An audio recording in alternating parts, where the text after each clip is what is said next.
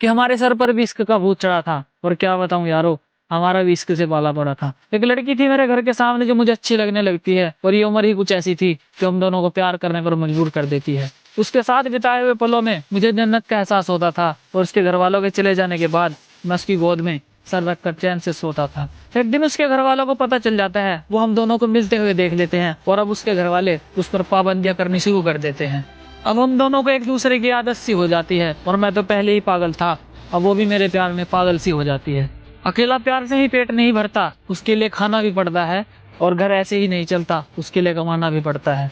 अब घर वालों की जिम्मेदारी और उसके प्यार का बोझ उठाकर मैं कमाने निकल जाता हूँ। मैं जल्दी ही वापस आऊंगा, मेरा इंतजार करना, ये कहकर मैं बाहर आ जाता हूँ।